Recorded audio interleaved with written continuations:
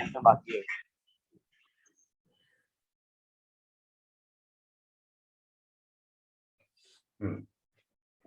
चलो अच्छा है, कुछ बच्चे उधर से आए होंगे तो दिक्कत नहीं होगी। फ्रेश चैप्टर स्टार्ट करते हैं। फ्रिक्शन। सर इंडिगो का न्यूटन लॉ ऑफ मोशन पूरा बाकी है। पूरा बाकी है? हाँ सर। हाँ सर, बिल्कुल भी शुरू नहीं किया है। शुरू ही नहीं हुआ था? नहीं यस सर।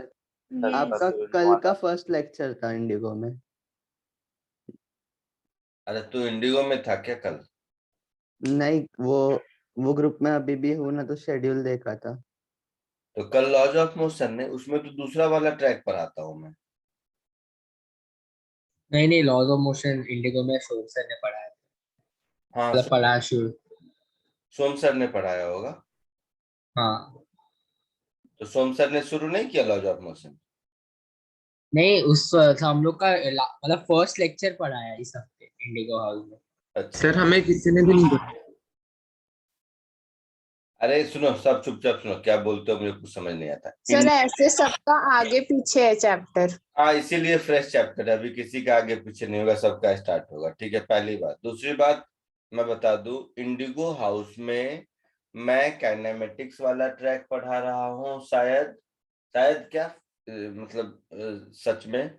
और सोम सर पढ़ा रहे होंगे लॉज ऑफ मोशन वाला ट्रैक। ठीक है। हाँ सर। लॉज ऑफ मोशन के नेक्स्ट बाद का चैप्टर आता है फ्रिक्शन। तो जो ओरिजिनल पर्पल हाउस था उसमें हमने last lecture laws of motion complete किया था। स्प्रिंग मास सिस्टम कराया होगा। हाँ सर, तो उसके बाद Yes, आपने sir. बोला एचसी वर्मा डिस्कस करोगे। हाँ हाँ, मालूम है मुझे, सुन पूरी बात सुनो ना। तो उसमें लास्ट टॉपिक पढ़ाया होगा लास्ट क्लास में, स्प्रिंग मास सिस्टम। ठीक है। Yes sir. वो लॉज ऑफ मोशन का लास्ट टॉपिक है। ठीक है। इंडिगो हाउस मर्ज होने के बाद इंडिगो में कुछ बच्चे पर्पल से, पर्पल में कुछ बच्चे इंडिगो से आए होंगे।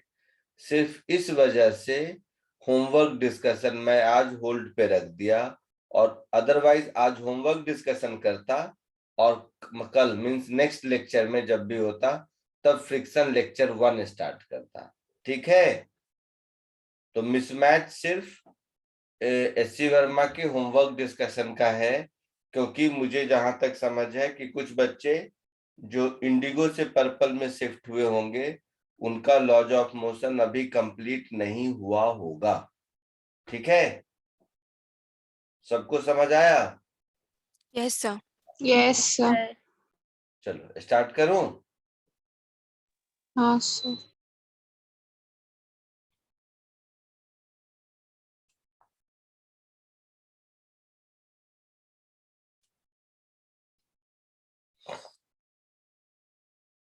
फ्रिक्शन, फ्रिक्शन किसको कहते हैं, कोई आइडिया?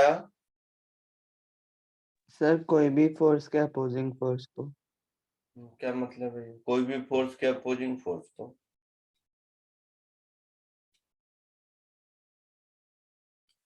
और कोई?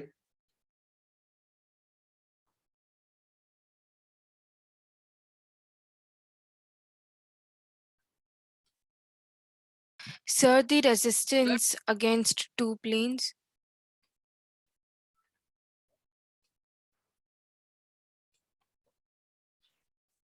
क्या रेजिस्टेंस, कैसा? Sir, two surfaces के बीच में because of the irregularities. चलो लिखो। Friction is the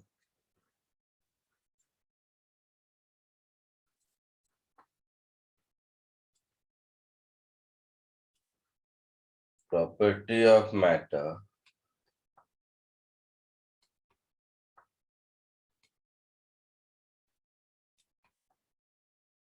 in its solid state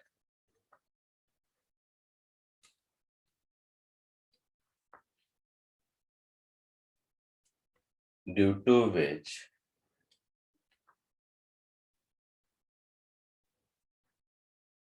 it opposes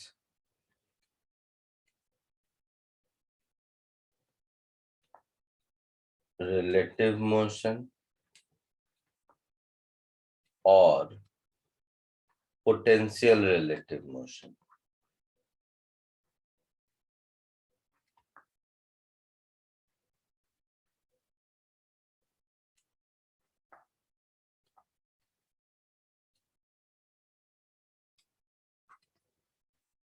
ठीक है, ये पोटेंशियल रिलेटिव मोशन क्या होता है और रिलेटिव मोशन क्या होता है वो समझो। फ्रिक्शन मोशन का अपोज नहीं करता है, ये एक मिथ है। सब लोग सोचते हैं फ्रिक्शन मोशन का अपोज करता है, ऐसा नहीं है। फ्रिक्शन मोशन का अपोज कर भी सकता है, मोशन का अपोज नहीं भी कर सकता है, मोशन को सपोर्ट भी कर सकता है। लेकिन हाँ, रिलेटिव मोशन का अपोज करेगा या फिर पोटेंशियल रिलेटिव मोशन। पोटेंशियल मतलब जिधर रिलेटिव मोशन होने की संभावना है उसका अपोज करेगा। मतलब क्या हुआ इस बात का, अभी देखते हैं।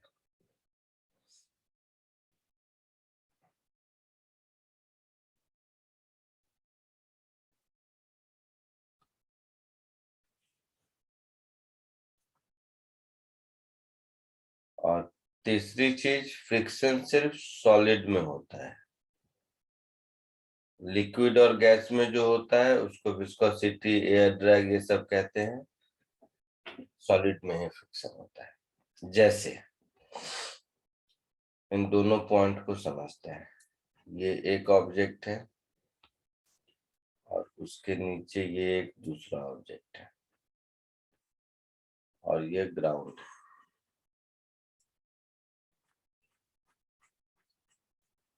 अगर मैं इस नीचे वाले ऑब्जेक्ट को फोर्स लगाकर आगे की ओर पुल करता हूं तो ये ए और बी दोनों साथ साथ आगे आता है ना। Yes, sir. Yes, sir. तो ए को तो मैं ऊपर छूने नहीं गया, ए को मैं टच करने गया क्या? No, sir. नहीं। तो ए को कौन आगे लाया? बी। B. किस फोर्स से? फ्रिक्शन से। तो ए और बी के बीच का फ्रिक्शन ए पर फॉरवर्ड डायरेक्शन में लगेगा और बी पर बैकवर्ड डायरेक्शन में लगेगा। न्यूटन थर्ड लॉ से दोनों एक दूसरे पर इक्वल अपोजिट फोर्स लगाएंगे। ग्राउंड और बी के बीच का फ्रिक्शन बी पर पीछे की ओर लगेगा। ये बात समझ आया? तो यहाँ पर दिख रहा है कि फ्रिक्शन मोशन ऑफ ए का सपोर्ट कर रहा है, अपोज नहीं कर रहा है। जैसे मेरे हाथ में ये डायरी दिख रहा है, Yes, sir. अगर मैं डायरी को आगे की ओर पुल करता हूं तो इसके ऊपर का माउस भी आगे आ रहा है। Yes, sir. Yes, sir. इस माउस को तो मैं छूने नहीं गया, तो इन दोनों के बीच का फ्रिक्शन ही माउस को आगे ला रहा है। Yes. Yes, sir. तो ये जो मिथ है कि फ्रिक्शन हमेशा मोशन का अपोज करता है, ऐसा नहीं है। मोशन का सपोर्ट भी कर सकता है, मोशन का अपोज भी कर सकता है। कोई डाउट? जैसे ए के लिए ए के मोशन का सपोर्ट कर रहा है, बी के लिए बी के मोशन का अपोज कर रहा है। ये बात समझ आ रही है? Yes, sir. Yes, sir. Yes, sir. Relative motion का हमेशा अपोज करेगा। रिलेटिव मोशन मतलब अगर मैं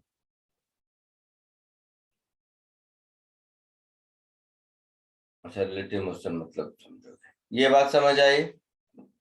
यहाँ तक कोई दिक्कत नहीं, sir. नहीं। दूसरा वर्ड मैंने यूज किया पोटेंशियल रिलेटिव मोशन। इस बात का क्या मतलब है? तो सपोज ये इंक्लाइंड प्लेन है,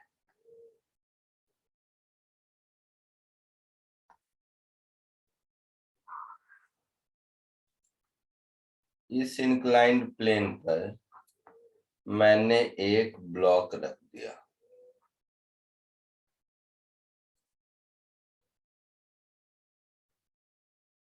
अगर फ्रिक्शन नहीं है तो इस ब्लॉक को नीचे गिर जाना चाहिए, Yes, sir. Yes, sir.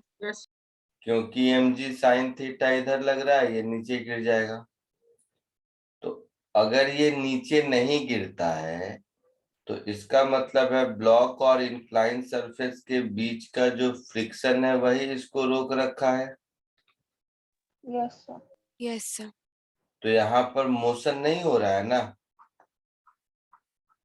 लेकिन पोटेंशियल डायरेक्शन ऑफ मोशन किधर है? इधर। अगर होता तो इधर होता, ये ब्लॉक खुद से कभी ऊपर नहीं जाएगा, समझ रहे हो? Yes, sir. ये ब्लॉक या तो रुका रहेगा या नीचे जाएगा, दो ही बात होगी। तो इसका इसका लेकिन फ्रिक्शन इसमें ऊपर ही लगेगा, क्योंकि यहाँ पर फ्रिक्शन किसका अपोज कर रहा है? पोटेंशियल डायरेक्शन ऑफ मोशन का। मतलब इसको नीचे जाने का पोटेंशियल है, ऊपर जाने का तो है ही नहीं, ऊपर कभी नहीं जाएगा, ऊपर कोई फोर्स ही नहीं है। समझ आ रही है ये बात? हाँ sir. Yes, sir. कुछ और एग्जांपल ऐसे ही दिखाता हूँ जिससे कि फ्रिक्शन के डायरेक्शन को लेकर थोड़ा क्लैरिटी मिले आपको।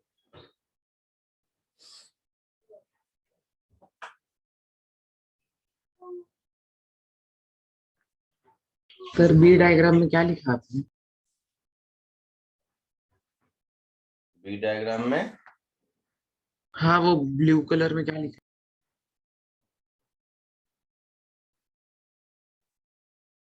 क्या बोल रहा है ये? mg sin MG theta. sin theta.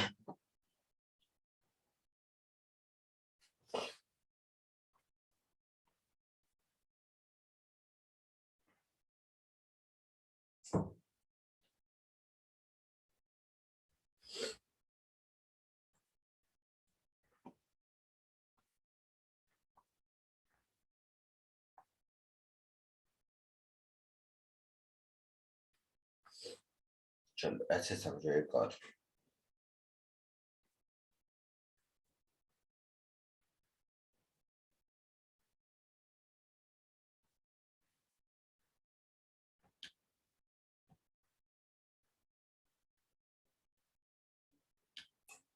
Suppose ये एक व्हील है, ये व्हील ऐसे घूम रहा है ओमेगा स्पीड से और आगे जा रहा है v स्पीड से, ठीक है? Yes, sir. अब ये जो पॉइंट ऑफ कांटेक्ट है, इस पॉइंट ऑफ कांटेक्ट की वेलोसिटी अगर देखोगे तो ट्रांसलेशन की वजह से v आगे और रोटेशन की वजह से r ओमेगा पीछे, ऐसा होगा? कुछ विजुलाइज कर पा रहे हो मैं क्या बोला? Nice, sir. नहीं, मुश्किल है बात। मान लो आगे नहीं जाता, v नहीं होता, केवल ओमेगा होता, तो पॉइंट P की वेलोसिटी पीछे की ओर होता r ओमेगा। हाँ सर हाँ ये सर. r ओमेगा क्या होता है? हाँ सर मुझे भी नहीं। अगर ये व्हील घूम नहीं रहा है, जैसे साइकिल तुम्हारा स्टैंड पर लगा है और तुम पैडल मार रहे हो, तो ये जो पॉइंट ऑफ कांटेक्ट है इसकी टेंडेंसी किधर जाने की होगी? पीछे जाने की होगी।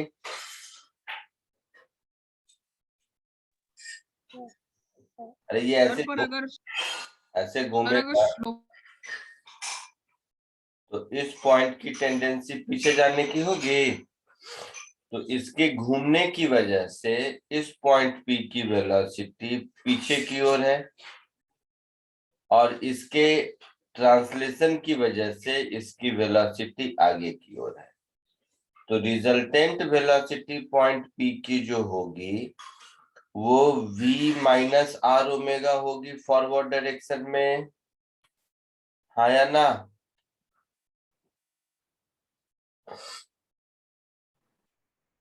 सर पर अगर एक हाँ स्लोप पे रहेंगे तब भी पीछे जाएगा ना, प्लेन पे तो नहीं जाएगा।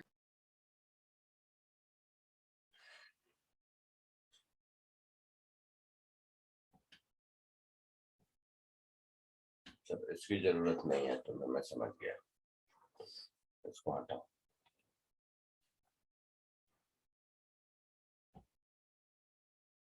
ये दोनों बात समझ आई आप लोगों को? पहले इसको कॉपी करो। हाँ सर।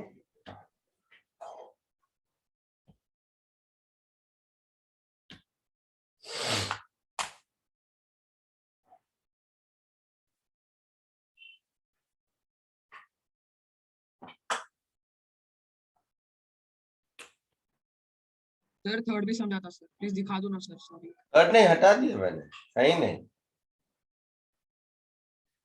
नहीं जरूरत है। रोटेशन मोशन का है, बस जस्ट ऐसे ही समझा रहा था कि फ्रिक्शन कहाँ कहाँ यूज होता है, किधर डायरेक्शन होता है, तो वहां जब आएगा तब समझाएंगे। इस चैप्टर में कहीं जरूरत नहीं पड़ेगी उसकी। आपको 2 एग्जाम्पल कॉपी कर लीजिए। पहला एग्जाम्पल से ये बताने की कोशिश किया मैं कि फ्रिक्शन रिलेटिव मोशन का अपोज करता है, मोशन का नहीं।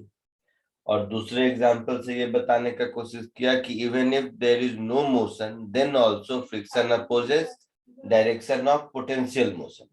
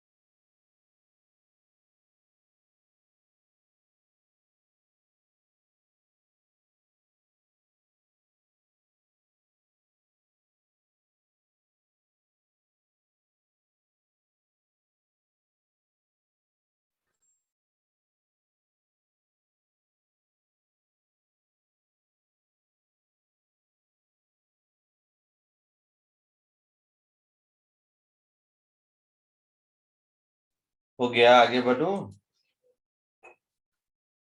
Yes, sir. Yes, sir. लिख लिया सबने?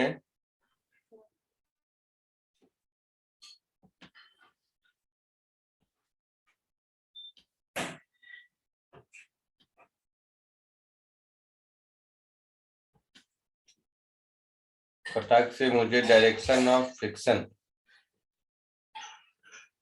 को लेकर एक दो क्वेश्चन बताओ।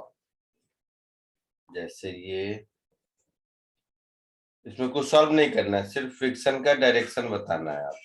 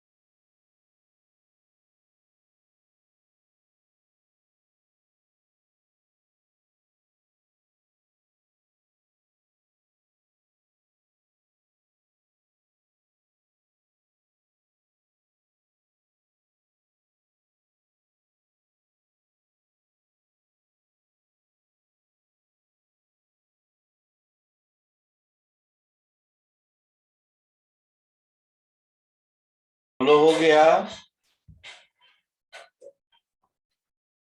तो कुछ बोल ही नहीं रहा है, बोलो हो गया?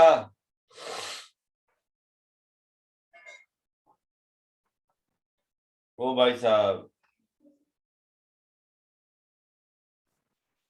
इसमें 1 kg ऑब्जेक्ट किधर जा रहा है, राइट या left? Right. Right, sir. Right जा रहा है। जानबूझ के दोनों पर गैप दिया ताकि आपको समझ में आए। और उसके नीचे ग्राउंड है, तो ग्राउंड इसको राइट जाने से रोकेगा, रोकेगा फ्रिक्शन। हाँ सर। Yes, sir. तो ऊपर वाले ब्लॉक पर फ्रिक्शन पीछे की ओर लगेगा Yes, sir. और ग्राउंड पर उतना ही फ्रिक्शन आगे की ओर लगेगा। सर फर्स्ट के का टुवर्ड्स लेफ्ट है। है ऐसा? हाँ सर। तो ए पार्ट में पूछा है on the block exerted by the ground, किधर, पीछे की ओर, लेफ्ट। Towards left. हाँ बी में पूछा है on the ground exerted by the block, toward right. ठीक है। Yes sir. अब ये जो 1 न्यूटन फोर्स लग रहा है, इसका क्या मतलब है? इससे फ्रिक्शन को कोई फर्क पड़ेगा? No sir. नहीं, फाइनली दिया है कि राइट जा रहा है तो पीछे लगेगा इस पर फ्रिक्शन। अच्छा, ये हुआ एक तरीका जो समझ आता है। दूसरा, रिलेटिव मोशन के पॉइंट ऑफ व्यू से देखो, तो अगर मैं ब्लॉक के ऊपर खड़ा हूं, अगर ऑब्जर्वर मतलब मैं ब्लॉक के ऊपर खड़ा हूं, तो मुझे ग्राउंड पीछे जाता हुआ दिखेगा। हाँ सर। तो फ्रिक्शन फोर्स उस रिलेटिव मोशन का अपोज करेगा, दैट इज आगे लगेगा। रिलेटिव मोशन वर्ड समझ आया? हाँ सर। अच्छा, यही अगर मैं ग्राउंड पे खड़ा हूं तो मुझे ब्लॉक आगे जाता हुआ दिखेगा, दैट इज टुवर्ड राइट। तो ग्राउंड उस रिलेटिव मोशन का अपोज करेगा, मतलब उस ब्लॉक पर फ्रिक्शन टुवर्ड्स लेफ्ट लगेगा। ठीक है, तो ये हुआ on the block exerted by the ground, ये हुआ on the block exerted by the ground, और ये हुआ on the ground exerted by the block. आया समझ में? सेकेंड पार्ट बताइए।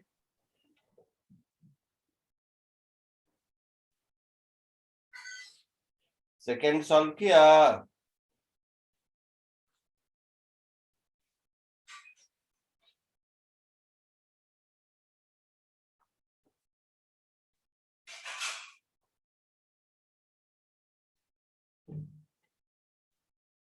ये ए है और ये बी है। ए की वेलोसिटी किधर है? राइट। राइट।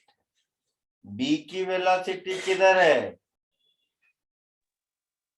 वो भी राइट है। राइट।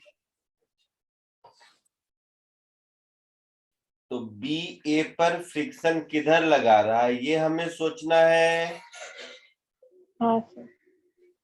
तो ऑब्जर्वर बी पर खड़ा हो गया, अब तुम बी पर बैठ गए, तो तुम्हें ए किधर जाता हुआ दिखेगा? राइट। कॉमन सेंसिंग गायब है तो क्या करूं मैं? अगर तुम सर पीछे लगे। बी सर पर पीछे जाएगा ना। अगर बी पर बैठे हो तो बी खुद जा रहा है 20 मीटर पर सेकेंड से आगे, और ए जा रहा है 10 मीटर पर सेकेंड से आगे। तो बी पर जो बैठा हुआ ऑब्जर्वर है उसको ए पीछे जाता हुआ दिखाई देगा। Yes sir. सब लोग यस सर बोलोगे तभी आगे बढ़ूंगा। Yes ji sir. Sir. Yes Standing on the A will observe A moving backward, yes sir. means friction will oppose this relative motion, so on A it will act forward, in forward direction. तो friction 1 इधर लगेगा।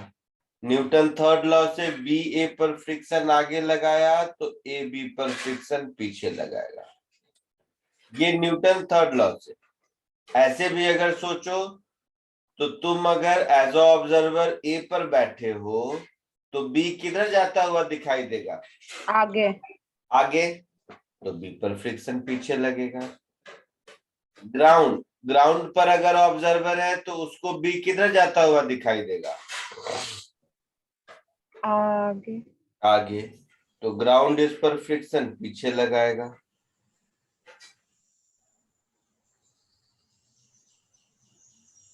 आया समझ में friction का direction? Yes yes sir. Sir. Yes sir.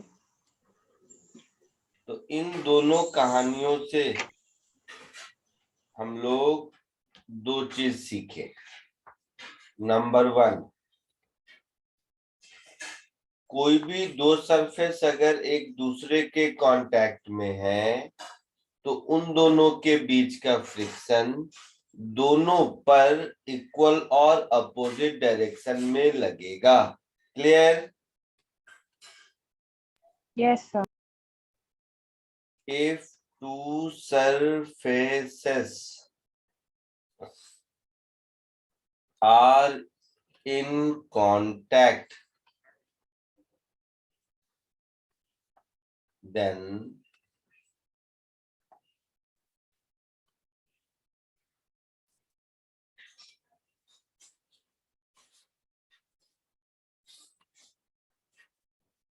friction will act on both of them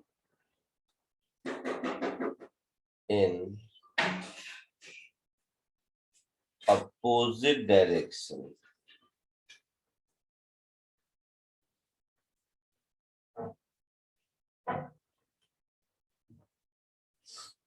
ठीक है?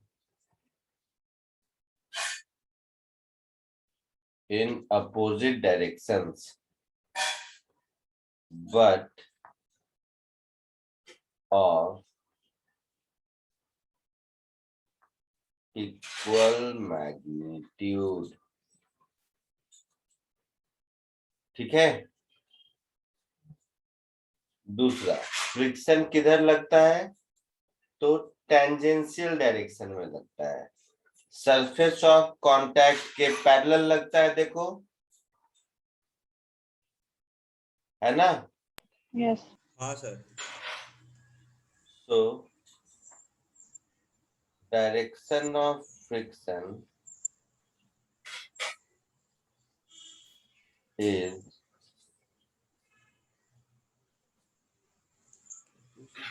tangential to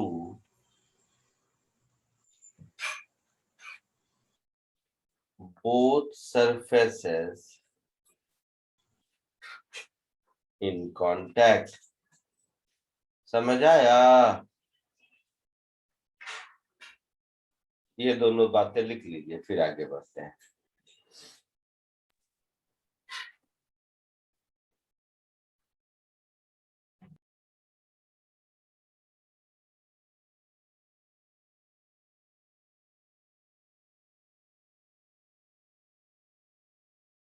sir. हाँ, सर नोट 1 में बट ऑफ इक्वल मैग्नीट्यूड, इसका क्या मतलब होता है? मतलब डायरेक्शन अपोजिट है, उल्टा है, लेकिन मैग्नीट्यूड सेम है।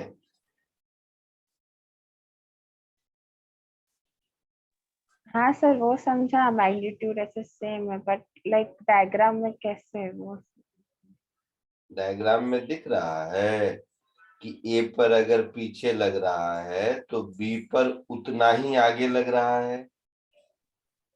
Okay sir. उतना ही मतलब इक्वल मैग्नीट्यूड, हाँ और सर। एक पर पीछे दूसरे पर आगे मतलब अपोजिट डायरेक्शन। समझ।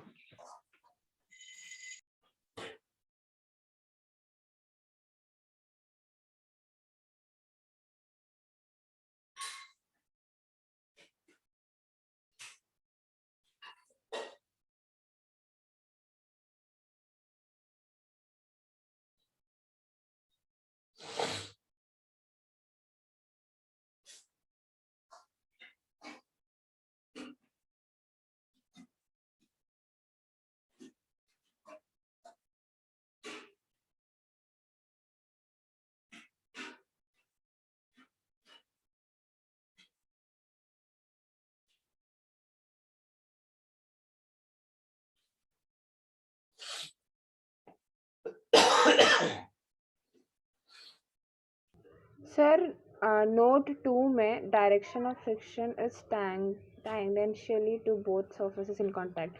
Tangentially बोलो या parallel बोलो सेम ही ना. सेम। ओके सर, हो गया सर. आगे बढ़े। Yes sir. आगे देखो।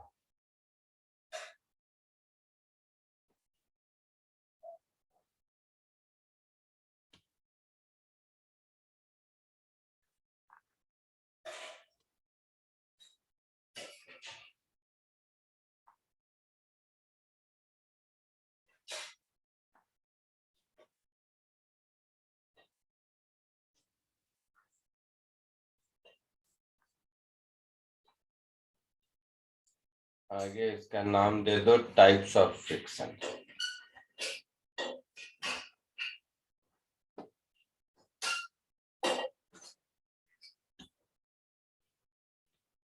इस टाइप ऑफ फ्रिक्शन को बताने से पहले, मतलब बताने के लिए पहले एक डायग्राम ड्रॉ करते हैं।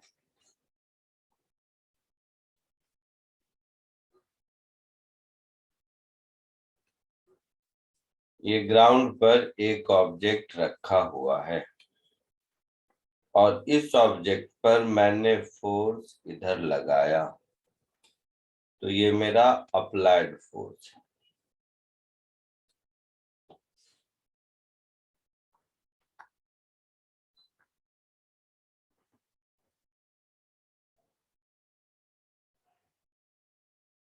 सब ध्यान से देखो, ये समझ गए तो ठीक है, नहीं तो मुश्किल है। तो ये आपको फ्रिक्शन समझाने के लिए मैं बता रहा हूं।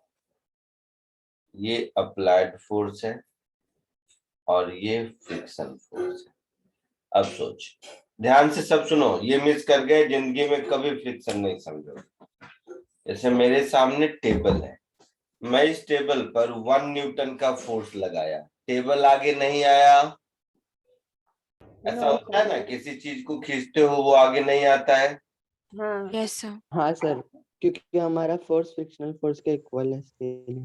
इसका मतलब है कि फ्रिक्शन फोर्स कितना लग रहा होगा, 1 न्यूटन ही। Yes sir. Yes Yes, sir. sir. न कम न ज्यादा। Yes sir. फिर आपने फोर्स बढ़ा दिया, 2 न्यूटन कर दिया, टेबल फिर आगे नहीं आया, मतलब फ्रिक्शन फोर्स अब इंक्रीज होकर 2 न्यूटन हो गया। यस. फिर आपने 3 न्यूटन का फोर्स लगाया, फिर आगे नहीं आया, मतलब फ्रिक्शन फोर्स इंक्रीज होकर 3 न्यूटन हो गया। Yes sir.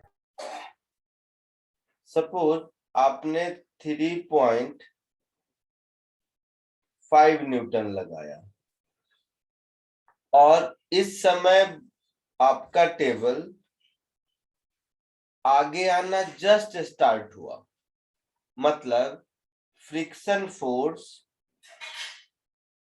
3.5 न्यूटन से थोड़ा कम है।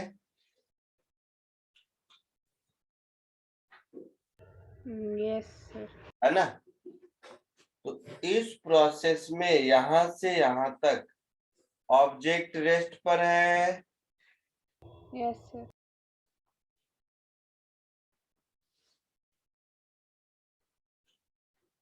इस प्रोसेस में ऑब्जेक्ट जस्ट मोशन स्टार्ट किया। Yes sir.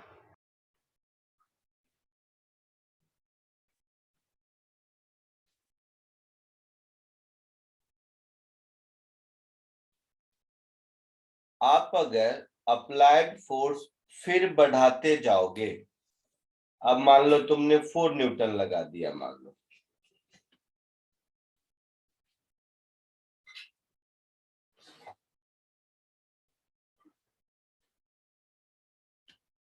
अब मान लीजिए आपने अप्लाइड फोर्स इंक्रीज करके 4 न्यूटन कर दिया है, या 5 न्यूटन कर दिया, या 6 न्यूटन कर दिया। अब ये फ्रिक्शनल फोर्स का जो मैक्सिमम वैल्यू होगा ठीक है, ये वही रहेगा, ये कम ज्यादा नहीं होगा। आई बात समझ में? Yes sir. और ये तीनों केस में ऑब्जेक्ट मोशन में है।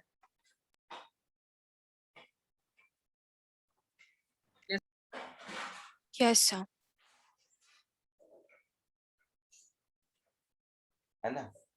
तो यहां से पहली बात तो ये समझ आई कि जब ऑब्जेक्ट रेस्ट में होता है तो फ्रिक्शन फोर्स की वैल्यू फिक्स नहीं होती है, वो अप्लाइड फोर्स के बराबर होती है। Yes, sir. कब? जब ऑब्जेक्ट रेस्ट में होता है। तो इस फ्रिक्शन का नाम है स्टैटिक फ्रिक्शन,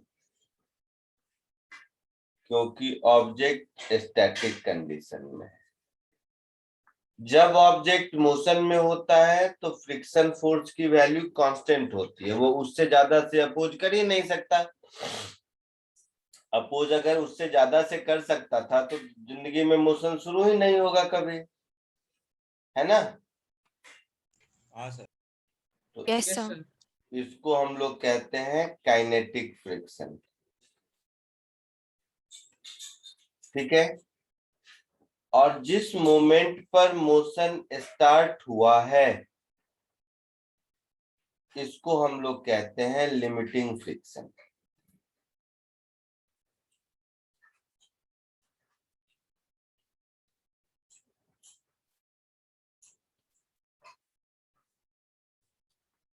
ठीक है? तो स्टैटिक फ्रिक्शन की कोई फिक्स वैल्यू नहीं होती, वो अप्लाइड फोर्स के बराबर होता है। Yes sir. आया ना? हाँ। Yes, sir. स्टैटिक फ्रिक्शन का जो मैक्सिमम वैल्यू हो सकता है उसको लिमिटिंग फ्रिक्शन कहते हैं। Yes sir. Yes, sir. और लिमिटिंग फ्रिक्शन से थोड़ा कम काइनेटिक फ्रिक्शन होता है। थोड़ा कम का मतलब ये हुआ, घर में तुम लोगों ने देखा होगा अगर सोफा रखा हुआ एक जगह तो उसको हिलाने में तुम्हें दिक्कत होती है, उसको खींचते हो नहीं होता है, लेकिन एक बार थोड़ा सा खिंच गया उसके बाद उससे कम एफर्ट में आप उसको पुल कर लेते हो। ऐसा महसूस किया है? Yes Yes, sir. Yes sir. इसका मतलब है जस्ट मोशन को ब्रेक करने के वक्त फ्रिक्शन फोर्स मोशन को चलाने के लिए जितना लगता है उससे थोड़ा ज्यादा लगता है। ये बात ऑब्जर्व किया है? Yes sir. Motion just start करने वक्त फ्रिक्शन जितना लगता है, रनिंग स्टेट में फ्रिक्शन उससे थोड़ा कम लगता है। Yes sir. इसका साइंटिफिक रीजन ये है कि जब भी दो सरफेस एक दूसरे के कांटेक्ट में होते हैं तो उनके बीच कोहेसिव एडहेसिव बॉन्डिंग हो जाती है। तो पहली बार इसके ऊपर स्लाइड करने के लिए फ्रिक्शन के ओवर एंड एबव उस बॉन्ड को भी ब्रेक करना पड़ता है ना? और एक बार वो बॉन्ड ब्रेक हो गया तो उसके बाद केवल फ्रिक्शन को ओवरकम करना है। इसके लिए लिमिटिंग फ्रिक्शन की वैल्यू काइनेटिक फ्रिक्शन से थोड़ी ज्यादा होती है। ठीक है? यस। तीन चीज हमने सीखा। स्टैटिक फ्रिक्शन की अपनी कोई वैल्यू नहीं होती, वो अप्लाइड फोर्स के बराबर होता है। हाँ या ना? Yes sir. Yes, sir. दूसरी चीज हमने सीखी, स्टैटिक फ्रिक्शन का जो मैक्सिमम वैल्यू है उसको लिमिटिंग फ्रिक्शन कहते हैं। Yes sir. Yes, sir. तीसरी चीज हमने सीखी कि ड्यूरिंग मोशन फ्रिक्शन फोर्स का मैग्नीट्यूड कांस्टेंट रहता है, उसको हम लोग काइनेटिक फ्रिक्शन कहते हैं। हाँ सर। काइनेटिक फ्रिक्शन की वैल्यू लिमिटिंग फ्रिक्शन से थोड़ी कम होती है। कोई दिक्कत? No sir.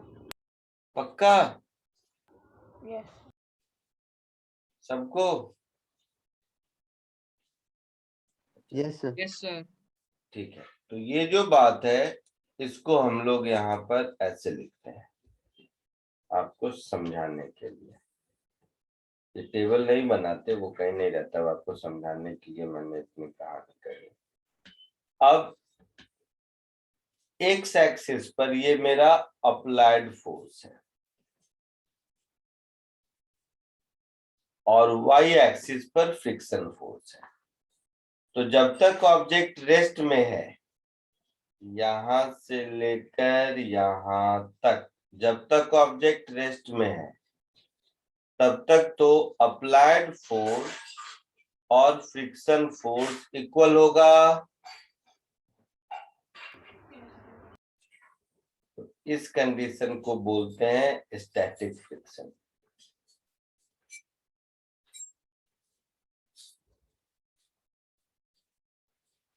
अगर ऑब्जेक्ट मोशन में है फिर तो अप्लाइड फोर्स कुछ भी हो, फ्रिक्शन फोर्स कांस्टेंट रहेगा। Yes, sir. इसको बोलते हैं काइनेटिक फ्रिक्शन। तो काइनेटिक फ्रिक्शन की वैल्यू कांस्टेंट होती है और जिस मोमेंट पर मोशन स्टार्ट हुआ है इसको कहते हैं लिमिटिंग फ्रिक्शन।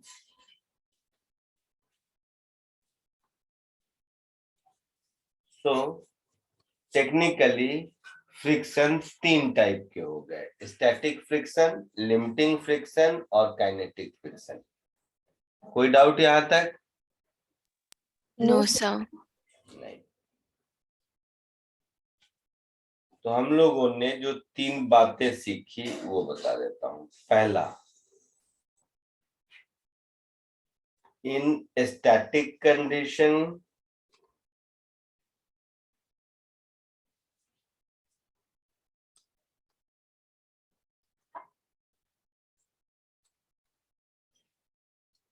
फ्रिक्शन फोर्स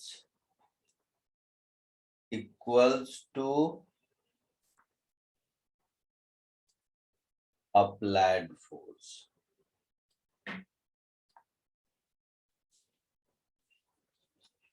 कोई दिक्कत नहीं। Second, maximum value of applied force known as static friction.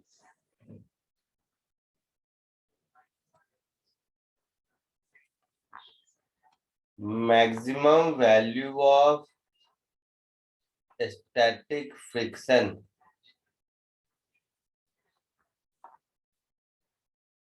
is called limiting friction. ये बात समझ आए? Yes. Yes, sir. Third, kinetic friction is constant.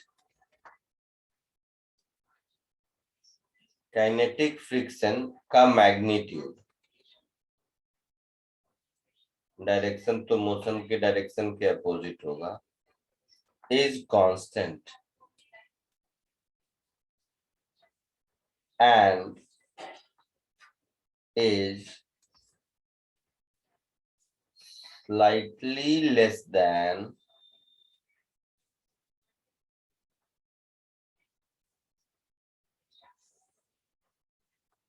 magnitude of limiting friction. कोई डाउट किसी को? Nice, sir. No, sir. Copy कर लो।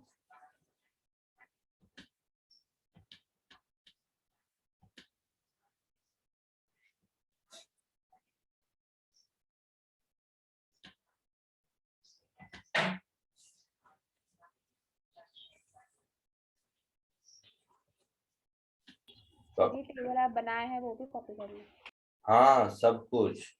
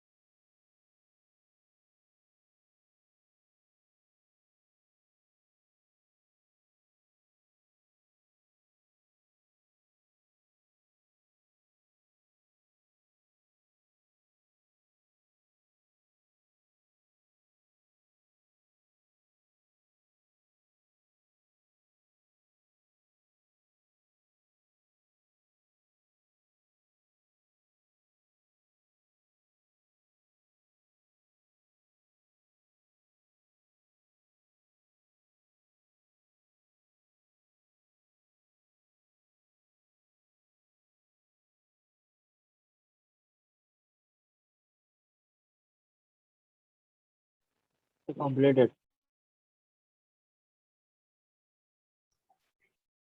हो गया? No, sir. Oh, sir, just a second.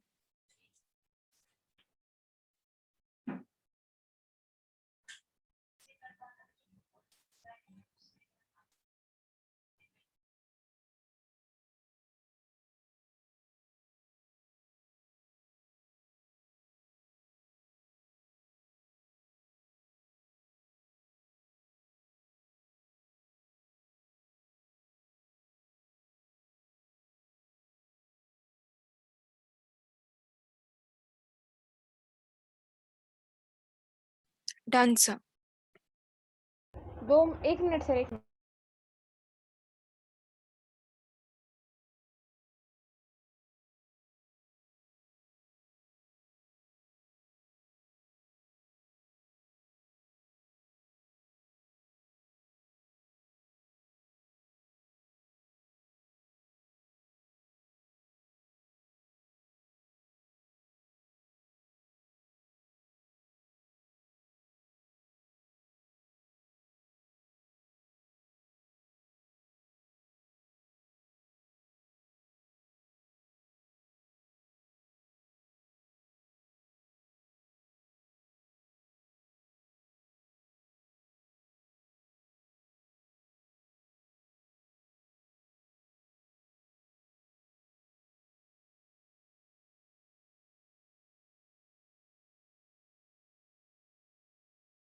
हो गया सर. हो गया? Yes sir. आगे बढ़ते हैं.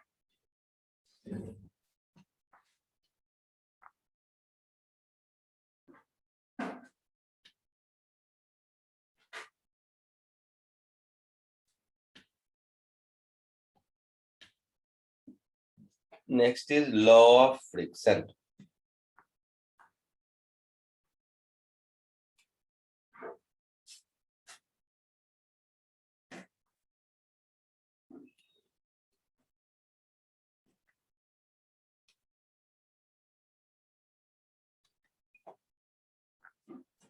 लॉ ऑफ फ्रिक्शन का मतलब है कि फ्रिक्शन फोर्स का मैग्नीट्यूड कितना होगा. सो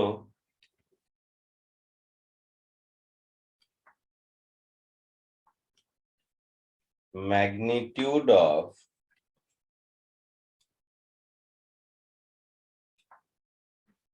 friction force in between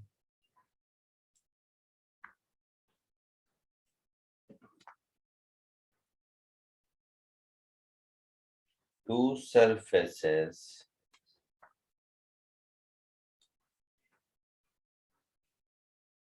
in contact is given by is proportional to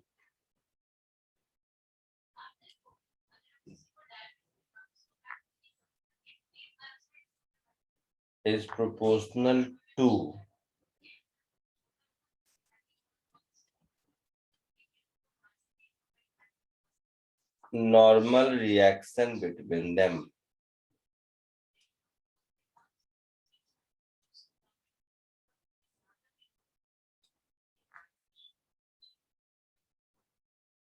So friction force is proportional to normal reaction.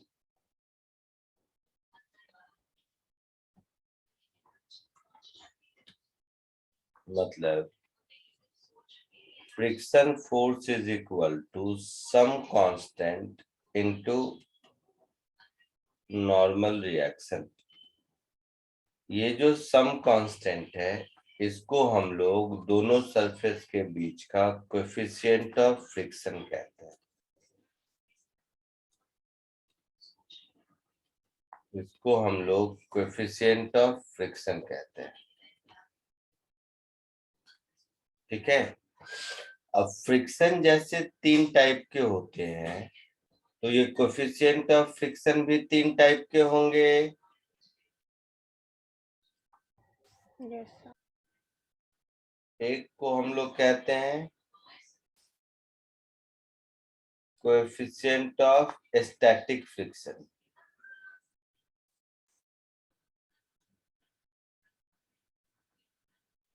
Mu S.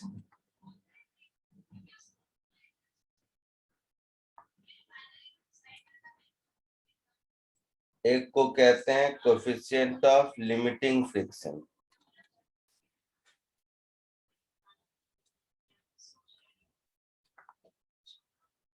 Mu L. और एक को कहते हैं coefficient of kinetic friction.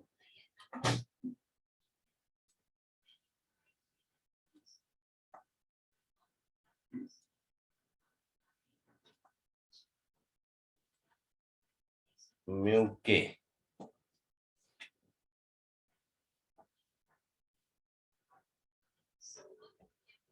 Common sense है,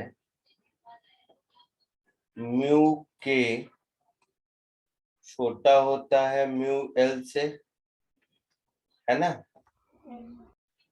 और mu L ये mu S का maximum value होता है। कॉमन सेंस है Yes, sir. है ना? इसको कॉपी कर लो।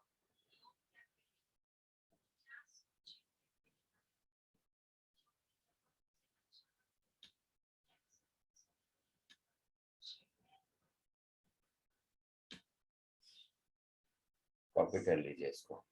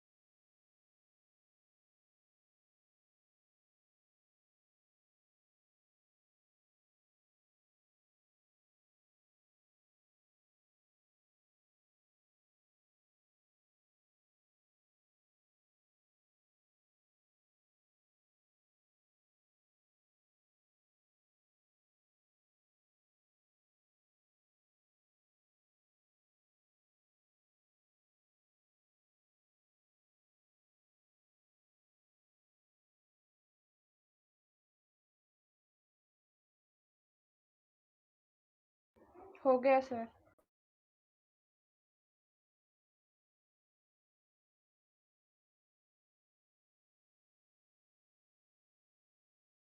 हो गया सबका? यस। Yes, sir. आगे एक मिनट सर।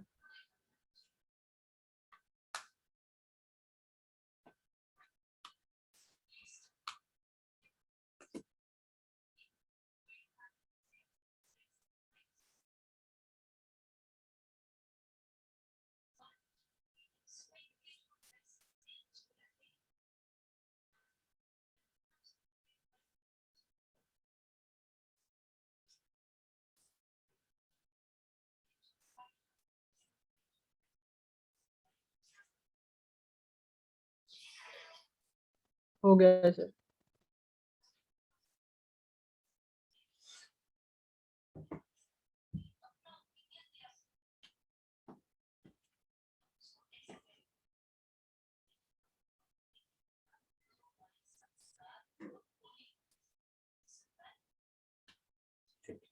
सबका हो गया? आगे बढ़े? हाँ sir. Yes, sir. Yes sir. ये बात अगर समझ आई तो एक क्वेश्चन करो।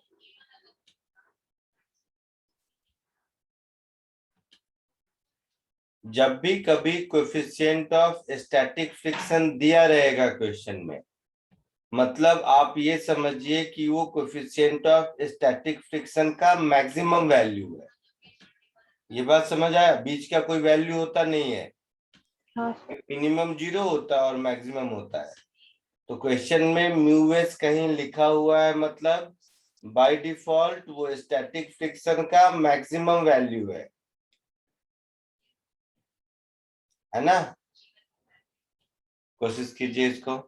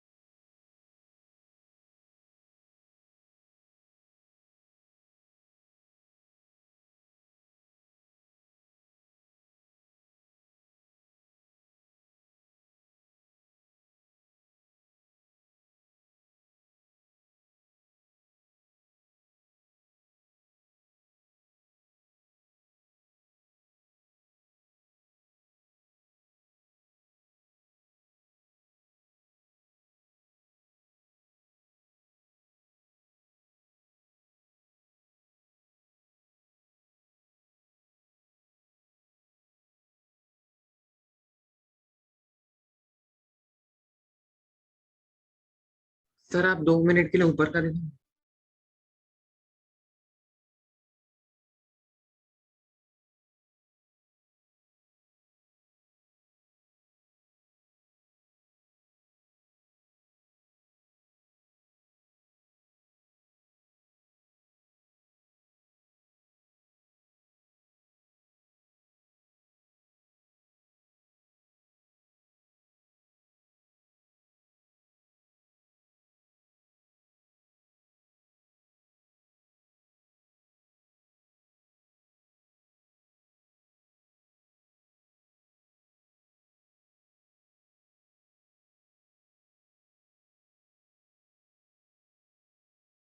हाँ सर हो गया, थैंक यू।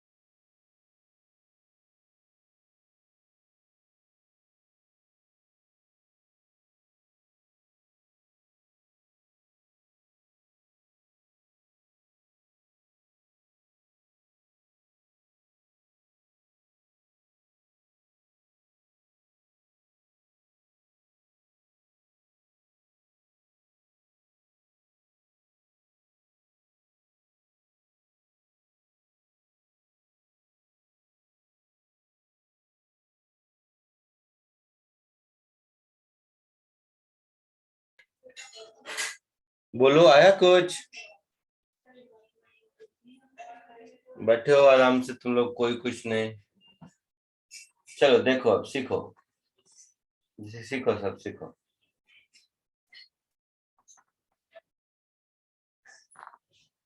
ये ब्लॉक है, ये ग्राउंड है। ब्लॉक का खुद का वेट किधर लगेगा? 50. कितना लगेगा? 50. 50. ग्राउंड सरफेस नॉर्मल किधर लगाएगा? ऊपर. ऊपर अपोजिट कितना लगाएगा? 50. 50 न्यूटन्स 50 न्यूटन के बराबर। फोर्स लग रहा है किधर? इधर। मतलब ये ब्लॉक राइट जाने की कोशिश करेगा या जाएगा? Yes. यस सर तो फ्रिक्शन फोर्स किधर लगेगा? इधर लगेगा। पीछे. अपोजिट डायरेक्शन फ्रिक्शन फोर्स क्या होता है? म्यू इंटू एन, अभी सीखा था। Yes, sir. Yes, sir. तो ये हो गया फ्रिक्शन फोर्स। इसमें से स्टैटिक फ्रिक्शन 0.6 है और काइनेटिक 0.5 है। Yes, sir. मतलब स्टैटिक फ्रिक्शन कितना लगेगा? 0.6 to 50, So 30. Yes sir 30 that is 30. 30 Newton.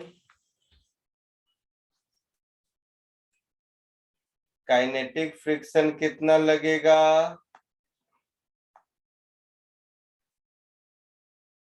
25. 0.5 into 50, that is 25 Newton लगेगा। Yes, sir. Yes, sir.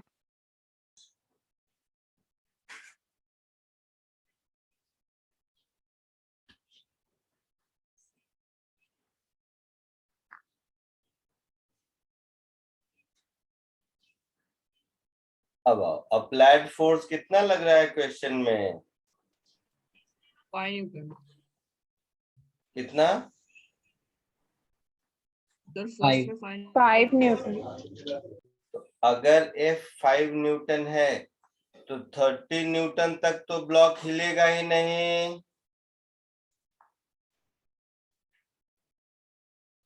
है ना? यस सर तो ब्लॉक रेस्ट पर है, ये पता चल गया। और रेस्ट पर है तो फ्रिक्शन फोर्स अप्लाइड फोर्स के बराबर होगा, that is 5 Newton Yes, sir. Answer. Yes. Yes sir दूसरा में F कितना है? 25. 25 न्यूटन। तो 30 तक तो ब्लॉक हिलेगा नहीं, Again rest. मतलब ब्लॉक रेस्ट पर होगा।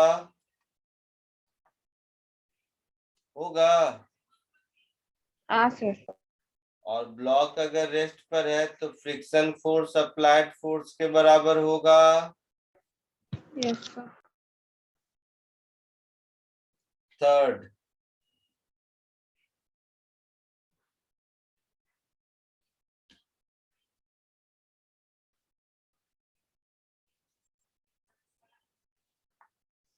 अप्लाइड फोर्स कितना है? 50 Newton. 50. 50 Newton. Applied force 50 Newton है तो ब्लॉक मोशन में होगा। Yes, sir. Yes, sir. और ब्लॉक जब मोशन में होता है तो कौन सा फ्रिक्शन लगता है? Kinetic. Kinetic. Kinetic. कितना काइनेटिक है?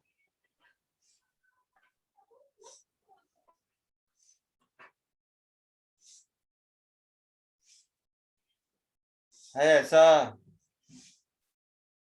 Yes, sir. Yes, sir. Sir आपने वो B वाला 25 का अच्छा नहीं नहीं सॉरी सॉरी समझा समझा।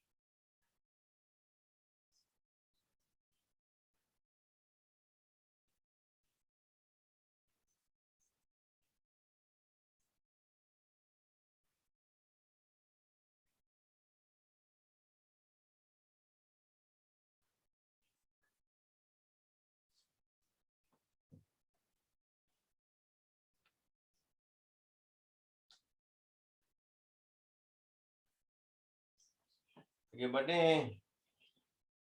नो सर लिख लिया सबने? किसी को दिक्कत है समझने में? नहीं सर 2 मिनट 1 मिनट।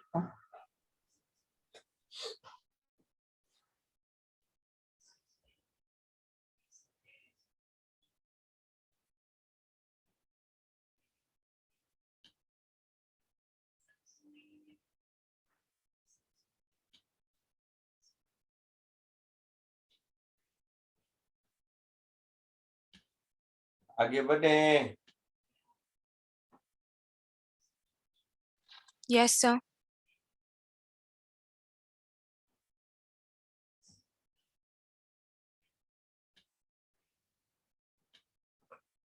और कोशिश कीजिए।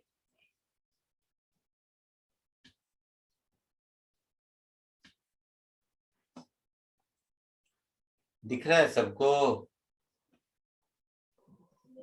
Yes, sir. कोशिश कीजिए।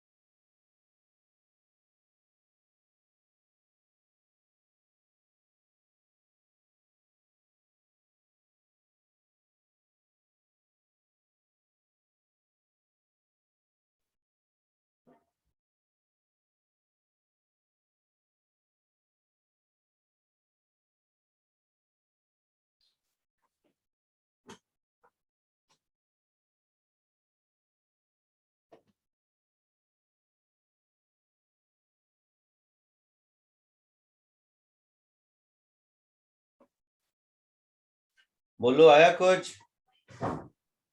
सर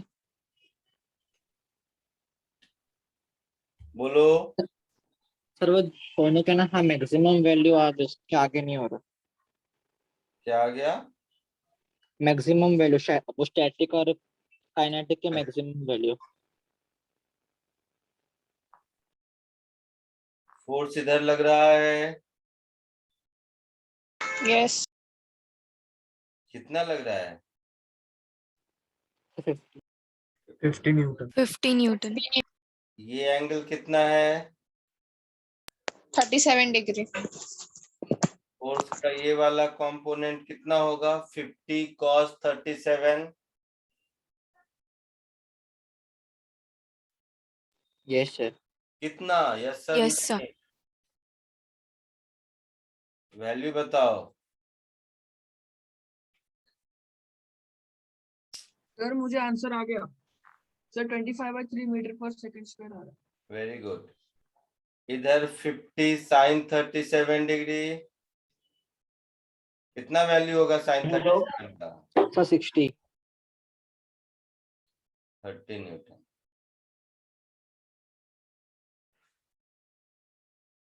इस 3 kg का खुद का weight mg is equal to 30 newton. Ground का नॉर्मल रिएक्शन इधर, फ्रिक्शन इधर। ग्राउंड का नॉर्मल रिएक्शन कितना होगा? 30 न्यूटन। 60 होगा ना, दिस 60. 30। ओ हाँ सॉरी सॉरी 60। सो फ्रिक्शन का काइनेटिक वैल्यू, फ्रिक्शन का काइनेटिक वैल्यू कितना होगा? 12.5। 0.25 into n, that is 0.25 into 60, मतलब 60/4, that is 15. 15 न्यूटन। फ्रिक्शन का स्टैटिक वैल्यू कितना होगा? Sir 18। 18. 0.3 into n, that is 0.3 into 60, that is 18 Newton. Applied force motion के लिए 40 न्यूटन दिख रहा है, और ये अपोजिंग फोर्स मैक्सिमम 18 का हो सकता है ना?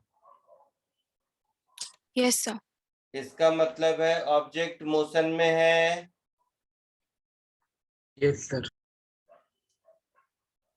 ऑब्जेक्ट मोशन में है, ये डिसाइड हो गया। सर मुझे नहीं समझा।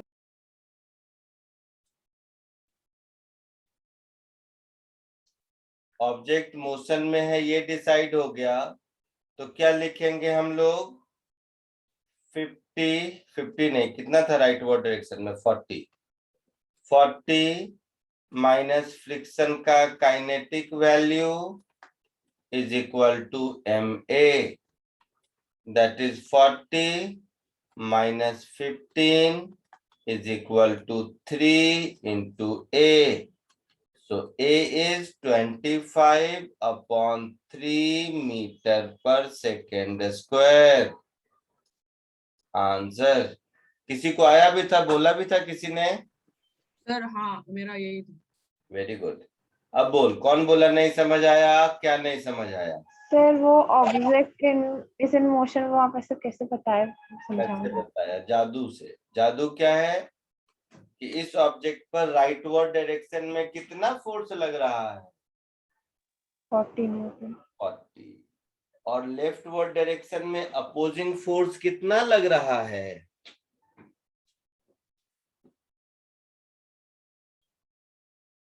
मैक्सिमम 18 लग सकता है फ्रिक्शन। हाँ सर। तो चलाने वाला फोर्स 40 न्यूटन का है और रोकने वाला 18 से ज्यादा का अवेलेबल नहीं है, तो चलेगा? So object is in motion. Driving force okay sir.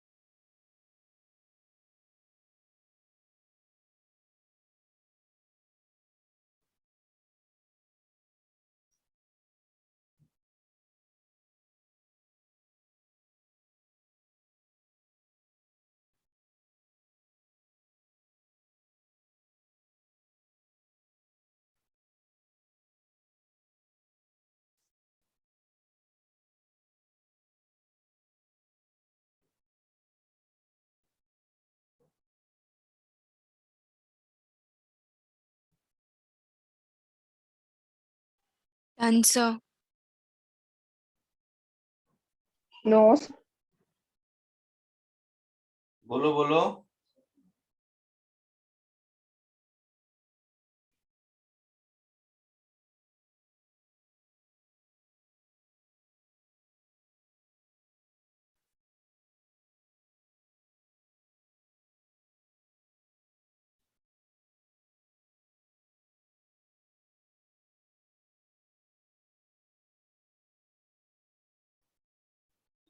Sudden.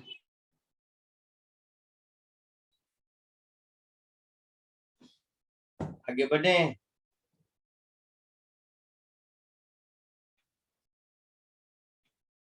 हो गया सबका?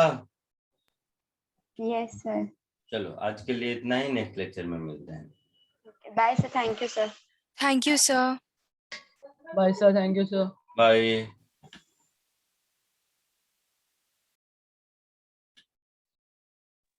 Bye sir, thank you sir. Bye. Thank you sir.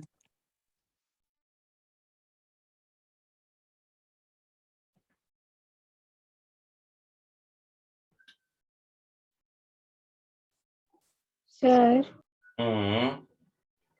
Sir आपने बोला ऑब्जेक्ट इज इन मोशन, ठीक है, उसके बाद आप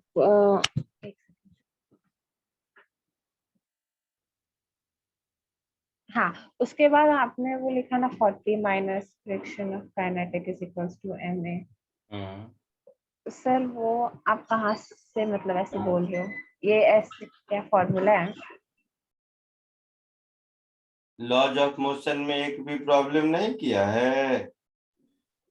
Yes, sir। एक भी नहीं? नहीं सर किया है। तो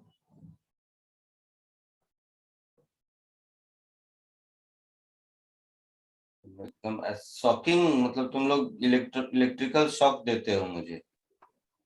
मान लो ये ए एक्सीलरेशन से आगे जा रहा है, तो क्या इक्वेशन ऑफ मोशन लिखेंगे? This minus this is equal to ma, Newton second law. हाँ सर समझा। सर मुझे न्यूटन्स लॉ ऑफ मोशन में इक्वेशन कैसे बनाते हैं उसमें डाउट है बहुत। Newton second law, net force toward any direction is mass into acceleration of that direction. जो क्लास 9 10 हाँ सर, से आ रहे हैं वही है, नया कुछ नहीं, नया तो मुझे आता ही नहीं, मैं क्या पढ़ाऊंगा। हाँ सर, ओके समझा, thank you sir, have a good day. हाँ चलो बाय।